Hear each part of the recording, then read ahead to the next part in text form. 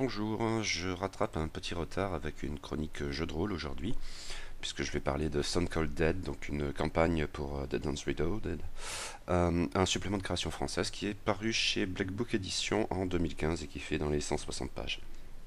Alors, l'avertissement préalable spoiler, je vais causer d'une campagne pour Deadlands Reloaded et sans me gêner pour révéler des machins, même si je ne vais certainement pas me montrer exhaustif.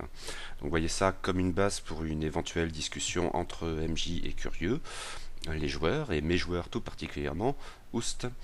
Il n'y a aucune certitude que je maîtrise cette campagne, mais ça n'est pas exclu. Alors, Stone Cold Dead est peu ou prou, bon avec l'exception toujours singulière de l'écran du Marshall, l'unique supplément à ce jour de la gamme française de Deadlands Reloaded, et je suppose qu'à ce stade, 2 ans plus tard, on peut dire sans trop de risque de se tromper qu'il sera également le dernier.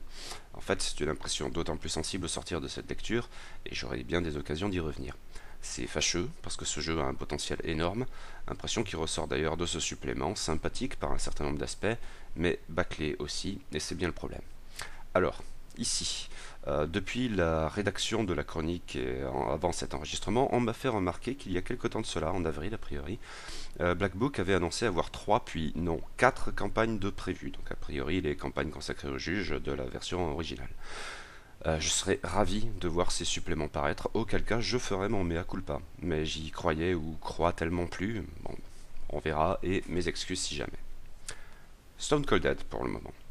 Stone Cold Dead se présente comme une campagne, c'est éventuellement à débattre, de création française, elle est signée Guillaume Baron plus précisément, sans équivalent donc en VO, où le cadre de jeu, la ville de Crimson Bay en Oregon, avait pu être mentionné, mais sans faire l'objet d'une description plus approfondie. En fait, l'intérêt de ce supplément, et bizarrement ça me renvoie à ma précédente lecture du genre, le scénario Coffin Rock, encore que sur un format plus ample, réside sans doute dans l'approche de Crimson Bay comme un bac à sable, à partir duquel on peut broder, notamment mais pas exclusivement en jouant la campagne, laquelle peut être considérablement resserrée ou au contraire étendue, fonction des attentes et des retours de la table. Mais dans tous les cas, le supplément montre assez vite ses limites. Par ailleurs, il faut se rappeler que Stone Cold Dead avait été financé par crowdfunding, il lui avait donné son titre, mais le financement portait en fait tout autant sur l'écran du Marshall et les cartes d'aventure et les exemplaires du Crimson Post censément utiles à cette campagne, mais pas reproduits ici. L'impression de fourre-tout destinée à se débarrasser de l'encombrant machin n'en était que plus forte. Mais jugement de valeur mis à part, cette genèse explique sans doute la présence de quelques compléments dans le livre, et notamment un bestiaire, qui pour le coup n'a absolument rien à voir avec la campagne Stone Cold Dead, ou même avec la ville de Crimson Bay.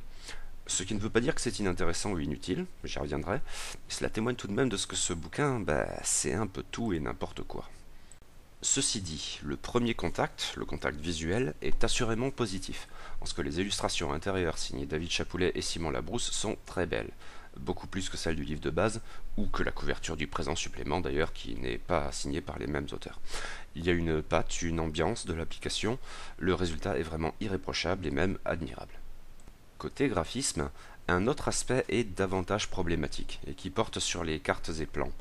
Au premier coup d'œil, on remarque que, mis à part une carte en 2 planches de Crimson Bay, on n'a pas grand-chose à se mettre sous la dent. À ce stade, impossible d'en déduire quoi que ce soit, on s'en passe souvent très bien, mais après lecture, oui, il y a cette fois un problème sous cet angle, je crois, et qui concerne notamment cette unique carte de Crimson Bay. C'est qu'elle est incomplète au regard des nécessités du jeu. Des endroits cruciaux et pour lesquels un plan aurait été très utile, je pense notamment à la communauté des anciens esclaves, n'y figurent pas, et ne figurent nulle part ailleurs. On peut s'accommoder, j'imagine, de l'absence d'éléments sur l'usine de munitions, ou les puits à la limite, mais il y a quand même un certain vide regrettable ici. D'autant que la carte, j'ai l'impression, ne correspond pas toujours aux indications du texte. Une question d'échelle notamment. Le port devrait être plus éloigné, j'ai l'impression.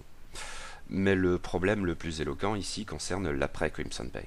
Car à terme, la campagne s'éloigne de la florissante ville de Glambinjo Wallace. On est censé se rendre à Shanfan avec un certain nombre d'événements en route, à la discrétion du Marshal. Aucun plan de quelque sorte que ce soit, à l'échelle de la carte ou approprié à la figuration de l'action. Et à terme, cela peut devenir problématique, tout particulièrement quand on arrive à Shanfan, ville importante, mais dont nous n'avons certainement pas assez d'éléments ici pour la présenter aux joueurs. Cela dépasse l'absence de cartes à ce stade. Il n'y a peu ou prou rien sur cette ville. Une annexe est censée supposer décrire un endroit important du scénario, pour le grand final, mais difficile d'en retirer grand-chose. Et s'il y a bien un ersatz de plan concernant ce moment de l'histoire, mais présenté dans la campagne elle-même, pas dans cette annexe, bonne chance pour en faire quoi que ce soit. Autant d'éléments renforçant cette tenace impression d'avoir entre les mains un produit pas fini ou, pour ainsi dire, bâclé. Mais je reviens au premier coup d'œil, car il est une autre chose qui frappe d'emblée, ou du moins peut rendre légitimement suspicieux, et c'est que le plan du livre n'est pas hyper cohérent. Dans les grandes articulations, on commence par la campagne, on poursuit avec la description de la ville et des PNJ, et on finit avec n'importe quoi. J'ai naïvement supposé que ce plan avait sa raison d'être, et l'ai donc suivi, mais le constat se fait bien vite de ce que la lecture des éléments de description de la ville de Crimson Bay, et plus encore des PNJ, devrait se faire au préalable. Pas mal d'éléments de la campagne sont obscurs ou semblent incohérents, voire incompréhensibles, sans ces informations essentielles. Il faut avoir une idée préliminaire de qui sont Gamblin Joe Wallace, le shérif Drent, les figures de Chinatown, etc., pour comprendre comment s'articule le récit. Ajoutons que quelques points sont précisés dans les annexes, accroches de campagne et description de la résidence de Laipan surtout, qu'il aurait été plus utile de trouver à leur place dans la campagne, et qui en sont ainsi séparés, ainsi que de la description de Crimson Bay, par un bestiaire qui n'a absolument rien à voir, et des PJ prétirés génériques pas le moins du monde associés à ce cadre de jeu. Des pages totalement inutiles pour le coup, j'ai l'impression.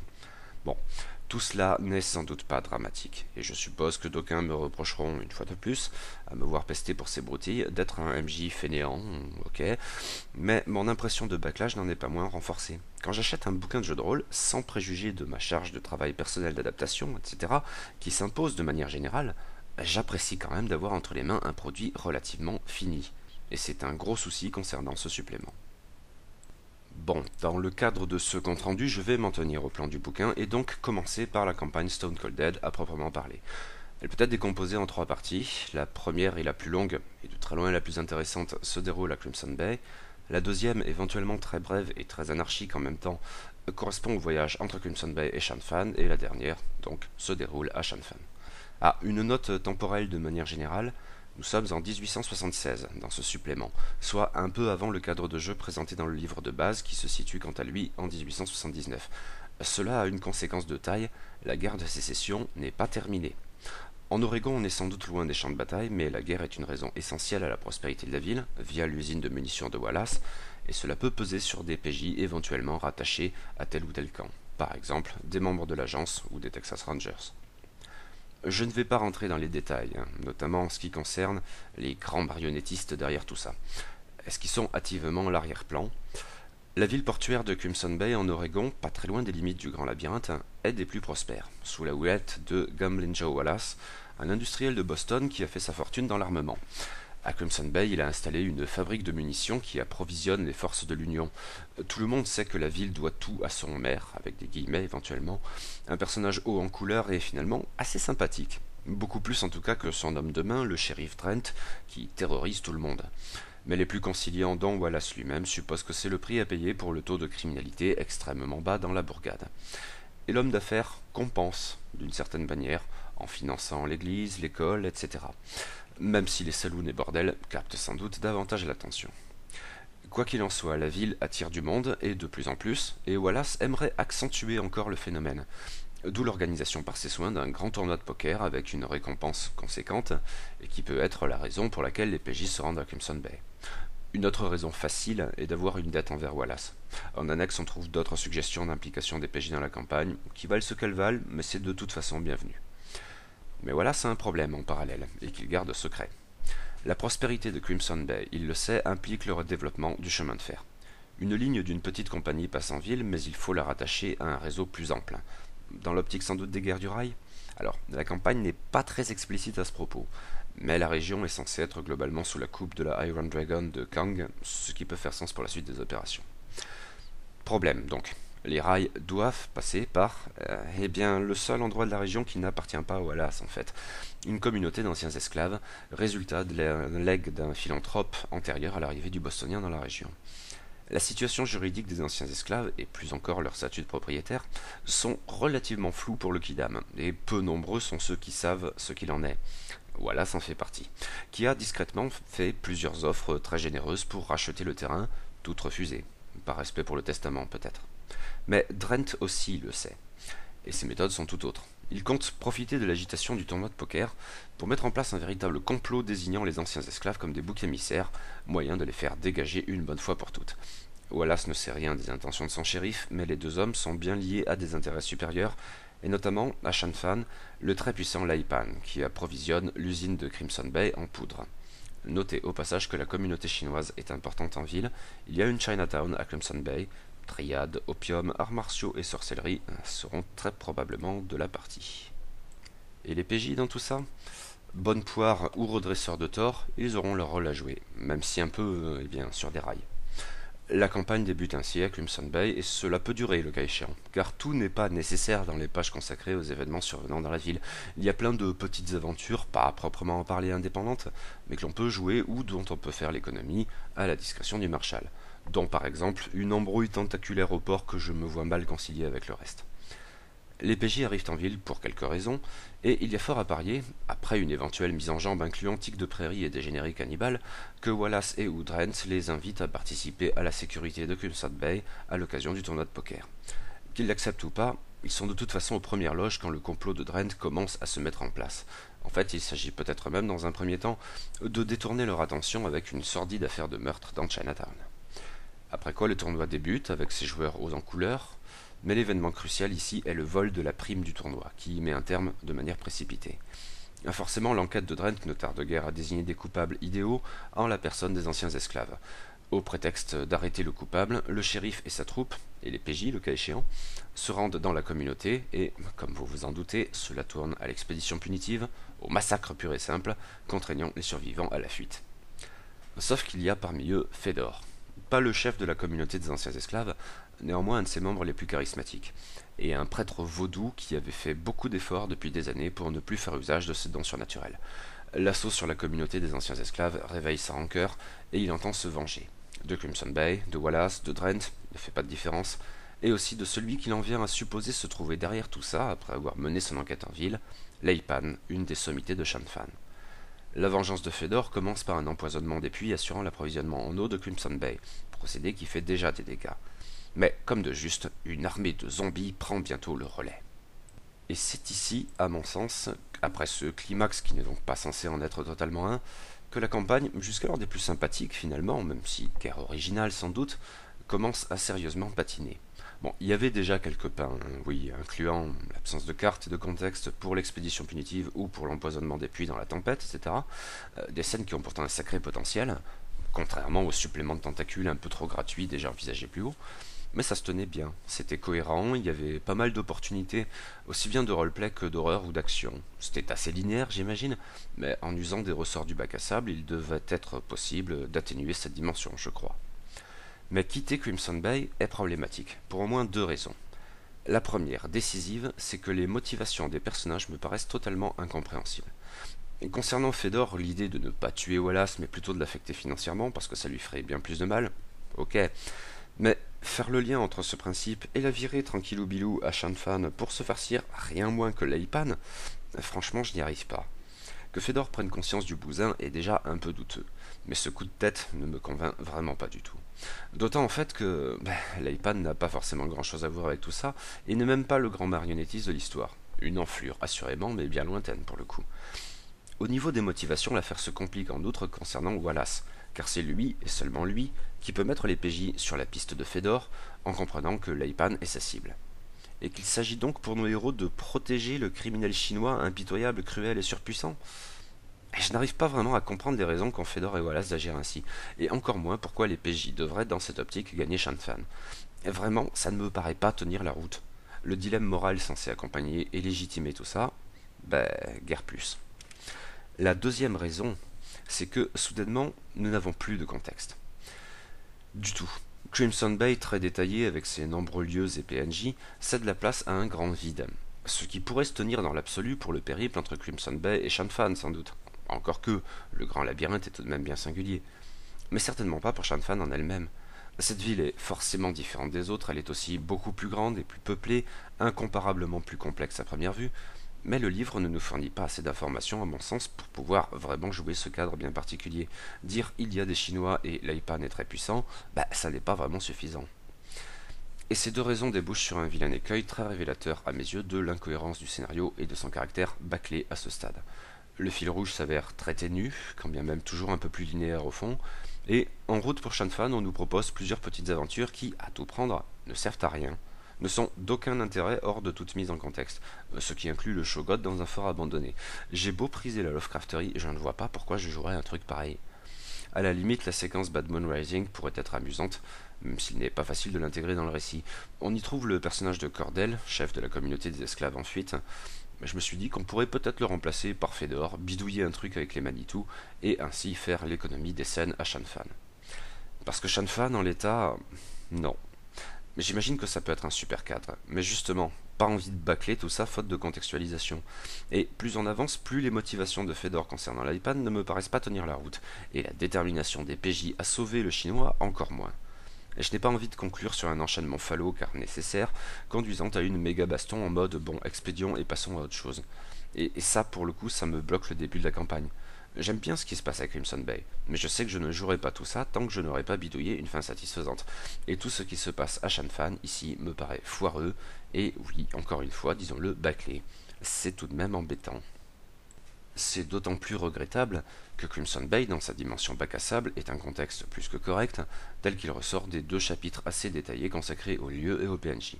Bon, rien de bien original ici, la litanie habituelle de shérifs pourris et d'adjoints encore pires, des saloons et des bordels pour toutes les bourses, le croque-mort qu'on évite de trop fréquenter, le prêtre qui n'est pas ce qu'il prétend, le médecin sympa mais instable. Bon, rares finalement sont les personnages qui se hissent au-dessus du cliché. Mais bizarrement, c'est peut-être bien le cas de Gamblin Joe Wallace, plus complexe qu'il n'en a l'air au plan moral notamment. C'est décidément la figure qui attire l'attention. Un point peut-être aussi pour les figures de Chinatown, pas spécialement inventives, non, mais sourdement inquiétantes, et c'est déjà ça. Mais pour le reste, on s'accommode sans trop de soucis des clichés au fond. Dans un jeu aussi codé que Deadlands Reloaded, ils ont leur place, et il peut suffire, parfois, d'une petite marotte au détour d'une ligne, pour conférer à ces personnages finalement un semblant d'âme, hôtelier délateur ou fanatique de la chasse à l'ours. Lieux et PNJ sont bel et bien développés avec un certain soin, qui contraste avec l'impression générale de backlash pour quasiment tout le reste. C'est finalement l'atout de ce supplément, je suppose. Un cadre bac à sable qui contient pas mal d'éléments d'intrigue, à même d'épicer la campagne Stone Cold Dead pour la rendre moins linéaire, ou à vrai dire, utilisable en tant que telle comme contexte indépendant. Il y a de quoi faire, oui. Après quoi, c'est un peu le foutoir. Du fait de bonus débloqués lors du financement participatif pour partie, mais avec d'autres témoignages d'une conception globale assez hasardeuse. La partie la plus intéressante est probablement le bestiaire, mais il est d'autant plus regrettable qu'il soit totalement indépendant de la campagne Stone Cold Dead. En fait, pour certaines des créatures ici décrites, il me paraît assez difficile de les intégrer dans une campagne de Deadlands Reloaded quelle qu'elle soit. Les Quakermen, les Clockworkmen notamment, très liés à l'Est et même surtout au Grand Île, New York en tête. Dommage parce que leur description, qui est très détaillée comme pour les autres créatures de ce bestiaire, c'est un format totalement différent par rapport au bestiaire du livre de base, c'est assez intéressant. Même chose ou presque pour les joueurs morts-vivants du Marianne's Lucky Guess, le bateau fantôme ne naviguant en principe que sur le Mississippi, soit en gros la limite orientale de l'ère de jeu traditionnelle. Le bataillon de la mort du colonel Amos, ou l'homme debout, sont plus classiques, mais pas inintéressants et plus aisés à mettre en scène. On trouve 2 grosses bestioles aquatiques en outre, le Carcharodon mégalodon, ou Terreur grise, est un requin colossal qui sème la zone dans le grand labyrinthe, les dents de la mer de Godzilla en gros, ok. Mais la créature de Cold Lake Bay n'est qu'une énième variation sur Nessie sans plus d'intérêt. Restent 2 créatures sans caractéristiques. Les étalons funestes peuvent être très intéressants, même s'ils impliquent sans doute un jeu dangereux avec les PJ. Je suis plus sceptique concernant l'arbre aux 1000 visages, finalement convenu, et qui aurait gagné à se voir consacrer davantage d'attention. Un bestiaire plus ou moins utilisable donc, mais joli, épouvant par le seul biais d'une créature générer assez facilement un scénario. Je suppose donc que c'est malgré tout un bon point. Suivent 7 PJ pré-tirés, un bagarreur en fait fanat de dynamite, un combattant sans rien de spécial, une courtisane, un disciple des arts martiaux, une huckster lambda, un pistolero pété de thunes et une savante folle. C'est d'un intérêt plus que douteux. L'historique des personnages est expédié en un paragraphe, ne suffit que rarement à leur conférer une épaisseur de départ. Ces PJ sont éventuellement un peu des redites des pré-tirés du livre de base d'ailleurs. Mais le souci, c'est pas à proprement parler un souci, c'est un regret. Il y avait là une occasion de livrer des pré-tirés d'emblée associés à la campagne Stone Cold Dead, ce qui aurait considérablement simplifié le travail d'implication des PJ, toujours délicat, mais rien de la sorte, non, c'est un bonus inutile. Après ces 2 éléments totalement indépendants de Crimson Bay et de la campagne Stone Cold Dead, on y revient une dernière fois pour quelques annexes. Je passe sur le nouvel exemplaire de journal. En 3 pages, on revient sur la résidence de Laipan à Shanfan. Comme dit plus haut, ça n'est pas forcément très évocateur. On y trouve les caractéristiques des tigres noirs, les gardes de Laipan et de leur chef, Kao. Entre deux eaux, un tout petit texte sur les conséquences éventuelles pour les PJ de leur comportement à Shanfan, c'est d'une utilité assez limitée. Enfin, mieux, 10 raisons de venir à Crimson Bay. Ça, ok. L'impression demeure, tenace, d'être en présence d'un supplément un peu bâclé. Peut-être le projet avait-il été lancé avec les meilleures intentions du monde, et cette idée d'une campagne de création française était bienvenue. Il en reste heureusement quelque chose, un cadre de bac à sable pas bouleversant d'originalité mais très sympathique, une campagne qui démarre assez bien en dépit d'une vague linéarité, à vue de nez aisée à contourner, et, dans un autre registre, des illustrations de qualité. Mais, dans la campagne, à l'heure de quitter Crimson Bay, c'est comme s'il y avait soudainement beaucoup moins d'implication. Le voyage jusqu'à Shanfan consiste en séquences totalement indépendantes, le cadre de Shanfan n'étant rien détaillé et ce qui s'y produit est d'un ennui mortel. Que la cohérence douteuse de l'intrigue, depuis quelque temps déjà, n'arrange pas le moins du monde. Les aides de jeu en ont fait les frais depuis bien plus longtemps sans doute, avec des absences regrettables ça et là. Le fourre-tout final, même si pas dénué d'éléments intéressants dans l'absolu, accentue encore cette impression et s'en devient navrant.